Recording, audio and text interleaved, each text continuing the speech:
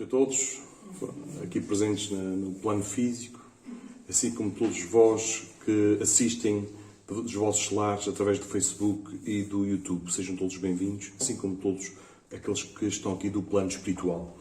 Hoje vou-vos falar de um tema que é bastante polémico, porque divide muitas opiniões. Mas tenho uma boa notícia para vos dar, é que no Espiritismo, no seu corpo doutrinário, não existe qualquer aspecto punitivo. Nada de punição na doutrina espírita. A doutrina espírita esclarece e com o seu esclarecimento consola. Jesus disse que o amor cobre uma multidão de pecados, ou seja, erros que todos podem ser corrigidos, podem e devem ser corrigidos. Hoje de manhã, por curiosidade, fui a um site, a um link que pertence à Organização Mundial de Saúde, para saber alguns valores estatísticos em relação a várias áreas. Uma delas foi dos nascimentos que ocorreram desde 1 de janeiro até hoje, 6 de abril. Já ultrapassamos as barreiras dos 36 milhões de nascimentos. Fui também àquilo que me traz hoje aqui, o número de abortos até hoje, desde 1 de janeiro, já ultrapassamos os 11 milhões. Portanto, são números preocupantes. E convém cada vez mais falarmos, cada vez mais nós que estamos nesta ideologia, como a senhora Ana dizia, partilharmos com os nossos colegas, com os outros, esclarecendo que a vida é para ser vivida, que a vida é a maior bênção de todas. E como tudo pode ser corrigido, vou-vos dar aqui um testemunho de um médico que se tornou numa espécie de Paulo de Tarso, mas que era conhecido pelo rei do aborto. Numa conferência no Colégio Médico em Madrid, o orador principal, judeu, médico, de nome Bernard Nathanson, deixou o seu testemunho. Ele disse que, em 1971, foi convidado para exercer o cargo de gestor daquela que viria a ser conhecida pela maior clínica de abortos no mundo, situada em Nova Iorque e com o nome de Centro de Saúde Sexual. Ele, médico, Dr. Bernard, fez-se munir por uma equipa de 35 médicos e uma equipa vasta de enfermagem. Nessa clínica passaram-se a praticar diariamente 120 abortos. O único dia que eles folgavam era o dia de Natal. Ele, em 1972, passado um ano, foi convidado para outro instituto. Mas até lá, ele começou a verificar que existiam coisas estranhas a acontecer no serviço. Algo não estava a correr bem. E ele costumava fazer reuniões informais com o seu staff médico e de enfermagem para fazer balanços, para saber como é que estava a correr a vida. E ele, através, não dos médicos, seus colegas, mas através das mulheres deles, foi conhecendo a realidade daquilo que estava a acontecer. Então as mulheres testemunhavam, em conversas mais privadas, nessas reuniões informais, que os maridos estavam a acordar de noite com pesadelos. Eles acordavam aos gritos. Isso era quase generalizado a eles todos. E eles perguntavam o que é que se passa. Ele disse, eu estou a sonhar, estou a ver muito sangue e corpos de criancinhas mutilados. Alguns desses médicos começaram a beber em demasia. Outros entregaram-se às drogas duras. O próprio pessoal de enfermagem afirmava que quando saía do serviço, depois do trabalho, choravam à saída da clínica. Ele, um ano depois, 1972, foi convidado, e aqui que se dá a grande viragem na vida dele. Ele foi convidado para o serviço de obstetrícia do Hospital de São Lucas, da mesma cidade, para iniciar um novo serviço, o serviço de medicina fetal. Nesse serviço de medicina fetal, ele iria aplicar cerca de 50 cirurgias diferentes intrauterinas. Qual o objetivo? Cuidar do feto. Ele, ao fim de algum tempo, começou a perceber a importância do feto e começou a ver que, afinal, já havia vida intrauterina. Mudou a sua forma de atuar. Convém dizer que, quando ele saiu da clínica, durante um ano praticaram cerca de 60.000 abortos, sendo 5.000 da autoria dele. Mas ele seguiu a sua vida. Passou a exercer uma função pró-vida. E, além do mais, publicou um vídeo cujo o título é Gritos Silenciosos. E continua na defesa da vida. Vamos então entrar no aspecto da interrupção voluntária da gravidez. Se nós começarmos a olhar bem para o termo interromper, interrupção, eu posso chegar àquele interruptor, desligar a luz e, daqui a pouco, retomar a luminosidade na sala. Na gravidez eu não posso fazer isso. Logo, o termo interrupção não é o mais correto. O mais correto é a cessação definitiva da gravidez. É o mais correto. Mas gostamos muito ainda de floreados para suavizar as coisas. Eu baseei-me nesta palestra em 3 obras. Livro dos Espíritos, as obras da série de André Luiz e num livro da doutora Marlene Nobre, cujo título é O Clamor da Vida. Ninguém está aqui na Associação de qualquer centro espírita para interferir com o livre-arbítrio de ninguém. É apenas para esclarecer. Eu posso escolher não ter filhos, mas com o esclarecimento tornar-me mais consciente que numa relação sexual pode haver concepção. Pode haver fecundação. Logo, se houver fecundação, o espírito vai se unir ao ovo e a partir desse momento surge uma nova vida. A partir daqui, eu já não posso afirmar que tenho o direito de fazer o que quiser com o meu corpo, porque já existe outro corpo, sem ser o meu, que se está a formar neste laboratório precioso, extraordinário, que é o ventre materno. É interessante, quando se começa a formar o feto, ele próprio já começa a criar anticorpos para fazer face às ameaças externas. O que intriga a ciência é o seguinte: o embrião, ainda sem o sistema nervoso formado, ainda sem um cérebro formado, já possui uma memória emocional. É interessante. E a ciência não conseguia explicar isso. Mas, através da regressão de memória, consegue-se perceber onde é que está a causa. Neste livro, O Clamor da Vida, narra a história de uma dama da sociedade, uma pessoa muito bem casada, uma mulher bonita, que a determinada altura engravidou.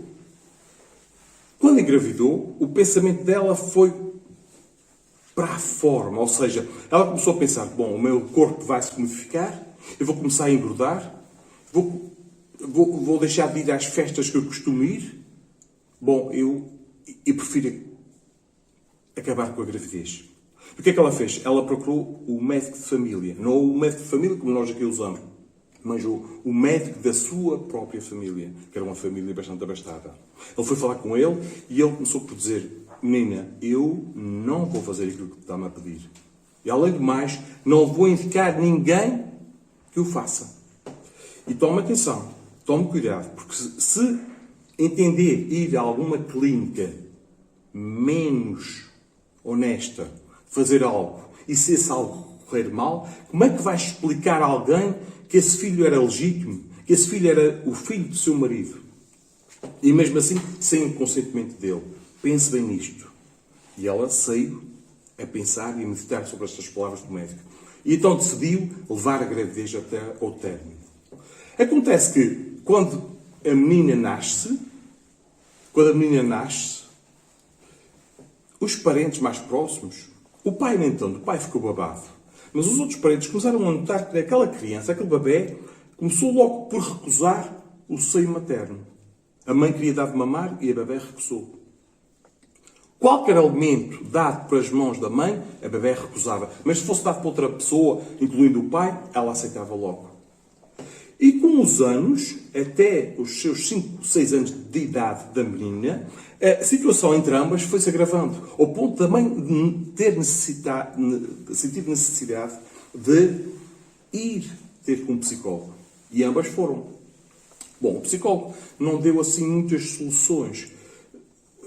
Explicou melhor o que é que iria acontecer. Ele disse que a menina, até atingir a fase da adolescência, ela e você, as relações vão se deteriorar ainda mais. E elas foram-se embora. E de facto assim foi. Quando chegou à idade da adolescência da menina, foram procurar outro terapeuta e esse terapeuta pensou, analisou o caso e disse, bom, a menina precisa de ser hipnotizada. Eu vou submetê-la a um estado hipnótico. Para quê? Para ela regredir a um estado que seja o estado que causou tudo aquilo. E ela assim fez. Foi regredindo até à fase de bebé e até à fase intrauterina, até à fase pré-embrionária, onde o cérebro não estava formado. E ela disse que na fase pré-embrionária sentiu o estado emocional da mãe e os seus pensamentos. E ela disse, a minha mãe não me quer. A minha mãe quer me rejeitar. A minha mãe, durante 9 meses, nunca me amou. Por isso, eu decidi também fazer o mesmo, não amá-la. Só para termos cuidado com os nossos pensamentos. Na gravidez, diante de um indivíduo moribundo, diante de um defunto num velório, o feto, neste caso, e o espírito, tudo captam. Temos que ter atenção a estes aspectos dos nossos pensamentos. Vamos definir aborto. Aborto é a expulsão de um concepto inviável. Concepto inviável. Esta é a denominação dada ao feto que pesa cerca de 500 gramas e um comprimento de cerca de 16 centímetros. Do ponto de vista médico e espiritual, existem várias classificações do aborto que vocês conhecem. Temos o aborto intencional ou delituoso ou premeditado. Temos o aborto espontâneo e temos o aborto terapêutico, o aborto eugénico e o legalizado. Agora, vamos apontar algumas razões para não se praticar o aborto premeditado ou intencional. Em primeiro lugar, o aborto é um verdadeiro infanticídio. Quem de nós, adultos, no seu perfeito juízo, conseguiria matar o seu filho? Ninguém. Acredito que ninguém. Mas matamos, ou seja, ainda estamos muito ligados ao mundo das formas. É só aquilo que nós vemos e sentimos e conseguimos apalpar que é real. Tudo o que é invisível não existe. Logo, ainda temos uma visão muito materialista das coisas. Ainda estamos muito envolvidos pelo mundo das formas. Porque este mundo no qual nós estamos é que é uma ilusão. O plano espiritual, o invisível, é que é o mundo real. Segundo ponto é que todos os filhos são empréstimos sagrados. São criações divinas que nos são emprestadas para nós, quando as devolvermos melhoradas pela educação que nós damos. E este processo é interessante, que Deus, o Criador, chega às criaturas através das suas próprias criaturas. Através de um pilar no qual assenta a doutrina espírita, que é o da reencarnação. Terceiro, a mulher não é dona da vida que foi gerada no seu ventre. Pode decidir, sim, antes se quer ou não engravidar.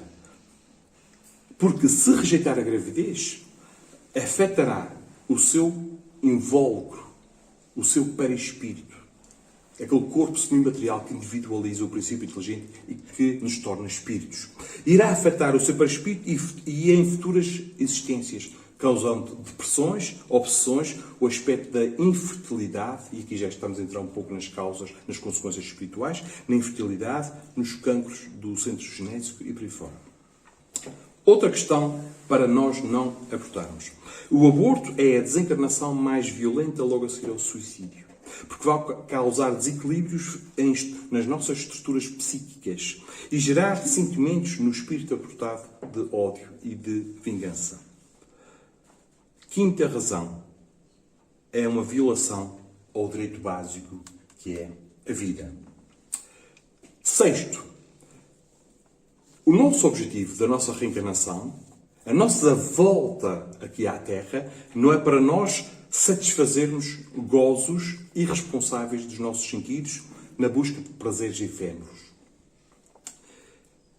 Nós sabemos que hoje existe cada vez mais liberdade sexual, que se transformou não em liberdade, mas em libertinagem.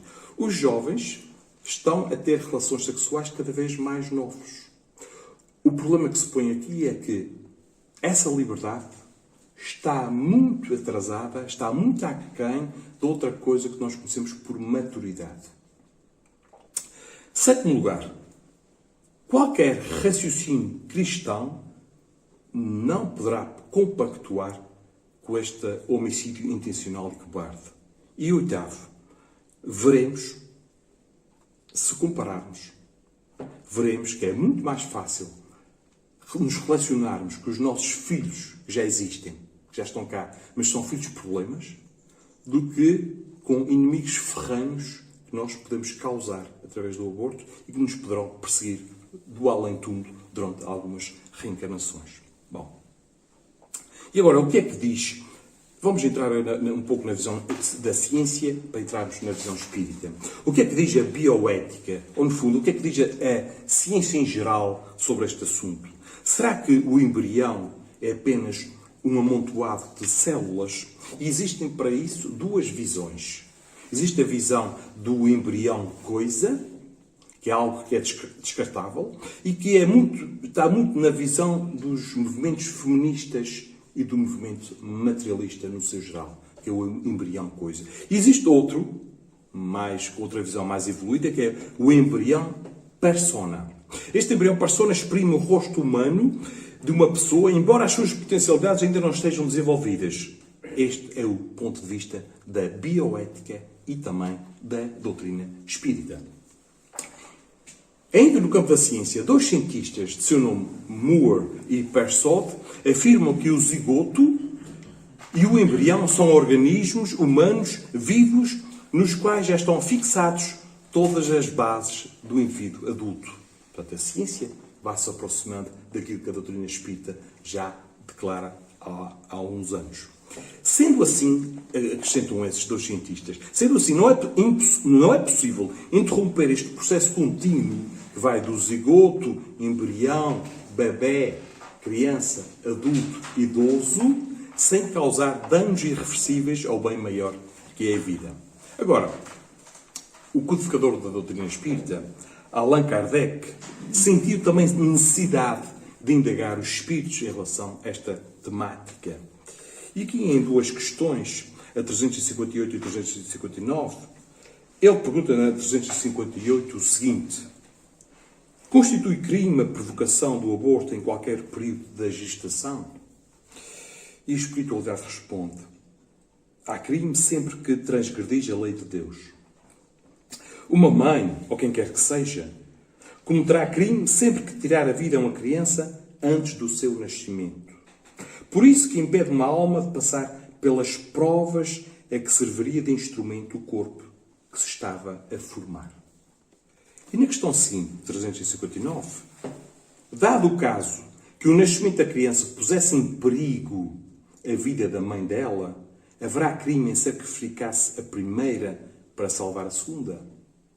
E eles respondem: preferível é que se sacrifique o ser que ainda não existe, o embrião que existe, a sacrificar-se do que já existe. Bom, isto é uma das questões que Allan Kardec questiona. Vamos entrar aqui no outro campo, assim, muito por alto, do aborto eugénico. Esse aborto eugénico remete-se mais ao aspecto da seleção humana, do aperfeiçoamento da raça humana, ou seja, interromper uma gravidez se a criança traz malformações. Para quê? Para permitir, para evitar que mais tarde essa criança, como adulto, venha a gerar outros corpos com malformações. É o aborto eugénico. Agora, voltando à ciência, voltando à visão materialista, será que o acaso explica a origem da vida? Esta foi uma problemática que colocaram a dois matemáticos. E colocaram o problema da seguinte forma. Pediram aos matemáticos que resolvessem o problema, e o problema é este. Qual era a probabilidade estatística de 50% de enzimas de uma célula se combinarem ao acaso? Eles fizeram contas e mais contas e demoraram algum tempo e chegaram ao seguinte resultado. Eles disseram que a probabilidade disso acontecer seria de 1 para 10 elevado à quinta potência. Ou seja, não é fruto do acaso. É a razão por eles chegaram. Agora, o acaso não pode explicar essa situação. E existe aqui um hiato, um intervalo que a ciência não consegue explicar. Mas alguma parte da ciência já admite algo que nós espíritas já conhecemos e já falamos sobre isto. Ou seja, a ciência teve que admitir a necessidade da existência de um modelo organizador biológico. Quem está aqui, quem estuda, já ouviu este termo. O espírito, através do perispírito, que é o molde do corpo físico, é que modela este nosso corpo que nós temos hoje aqui. Agora, passando um pouco do aborto espontâneo, será um castigo? Não. O aborto espontâneo. Porquê é que tantos casais tentam ter filhos e ocorrem os nados mortos, os abortos espontâneos? Aqui podíamos ir ao Evangelho, ler, mas já comentamos aqui em algumas reuniões públicas, na parte que fala das causas atuais das aflições e nas causas anteriores das aflições. Aqueles pais que hoje tentam e não conseguem e que passam por tal aborto espontâneo são aqueles mesmos indivíduos que no passado desrespeitaram esta questão da vida intrauterina, da criança, abandonando, não respeitando, e por isso hoje estão neste aspecto. E Allan Kardec, em relação a este aspecto dos espontâneos, e para terminar aqui a busca ao Livro dos Espíritos, ele pergunta: há de facto, como indica a ciência, crianças que já no seio materno não são vitais? Não possuem vitalidade? Com que fim ocorre isso? Qual é o objetivo? E a espiritualidade responde: frequentemente isso se dá e Deus o permite como prova, quer para os pais do nascituro, quer para o espírito designado a tomar lugar entre os vivos, mas mais como prova para os pais. Nada ocorre por acaso. Em relação ao aborto legalizado, no caso de Portugal, nós sabemos que a partir de 2007 se legalizou o aborto até às 10 semanas. E aqui podemos falar um pouco do aborto dos chamados anencéfalos, daqueles entes que vêm sem grande parte do cérebro. É interessante que, apesar de virem sem o cérebro, carregam em si todas as atividades instintivas básicas, como o pulsar do coração constante e o expandir dos pulmões para a respiração. Só que estes nossos irmãos geralmente vivem ou sobrevivem muito pouco tempo. Na visão espírita, o que torna racional e o que torna lógico é a explicação para os fetos anencéfalos. Nós sabemos que só o espírito tem a capacidade de agregar matéria. Se não tivesse um espírito no comando, o anencéfalo não poderia formar os seus próprios órgãos. Por isso, a necessidade deste laboratório espetacular, que é o ventre materno, para ele reorganizar o seu módulo, o seu organismo. Eu gostaria de vos contar uma história em relação à gravidez de um anencéfalo. É uma história de amor. Vamos chamar a ele João, vamos chamar a ela Maria. Eles eram ambos um casal espiritualista. Ela, a uma determinada altura da sua vida, soube que estava grávida e, depois de algumas semanas, fez um exame, um ultrassom, uma ecografia, para ver se estava tudo bem com a sua gravidez. O médico detectou uma anomalia ali naquele feto e naquele ser que estava a começar a criar e aconselhou a mãe a interromper a gravidez, a causar o aborto. Mas eles, como espiritualistas que eram, decidiram levar a gravidez até o fim. E ainda bem que assim o fizeram. É que, durante a gestação, eles conheceram a doutrina espírita e ingressaram num centro espírita, no qual passaram a ser voluntários também. E a gravidez foi até o fim. A mulher deu à luz, só que horas depois, eles, quando saíram do hospital, saem já sem o seu filho, porque ele não durou mais do que uma meia dúzia de horas. O que é interessante é que, 2 anos mais tarde, nesse centro espírita que eles frequentavam, numa reunião mediúnica, uma criança, através do médium lá da casa, chega à reunião e diz que quer deixar um testemunho. Ela diz que estava profundamente agradecida pelos pais que ela teve, porque lhe deram a oportunidade de ela se reajustar. Disse mais que em breve iria reencarnar de novo, mas agora com outras condições, com mais capacidades de ultrapassar as provas que ela criou em vidas passadas e que não foram nada fáceis. Além do mais, aquele ser, o anencéfalo, que nasce e que depois vem a falecer poucas horas depois, até do corpinho dele, os órgãos como coração, como rins, como fígado, como as córneas, servem para ajudar outros bebés que necessitem desses órgãos. Fez-se um estudo, só aqui para terminar o aspecto dos tipos de abortos. No caso da gravidez provocada por estupro, fez-se um estudo em relação a isto. E é interessante, é curioso, que as mulheres que foram violadas e engravidaram, apenas uma ínfima parte solicitou o aborto. A maior parte delas doou os filhos para orfanatos, para outros casais. Mas aquelas que ficaram com o filho, quiseram levar a gravidez ao filho e que quiseram ficar com eles, diziam que os amavam de forma incondicional. Nada acontece por acaso. Felizmente, que é uma ínfima parte que pediu o aborto. Eu aqui, há cerca de 17 anos, conheci uma mãe que se chama Associação Espírita de Xerinço. Essa mãe esclarece e consola com o seu esclarecimento. E ela, nas suas entrelinhas, diz: não abortem. Mas ela não se limita só a dizer não abortem. Essa mãe engravidou e deu à luz uma linda menina chamada Nascer e Crescer Feliz. Para quê? Para que essa filha dela tome conta dos filhos dos outros. Não basta dizer a uma mãe que está a passar por graves dificuldades financeiras e psicológicas: não aborte. É preciso dar as condições materiais para acolher os filhos dessas mães. E é isso que esta filha da Associação Espírita de Xerinço tem feito. Tem ajudado a nascer e a crescerem felizes as crianças de mães com dificuldades.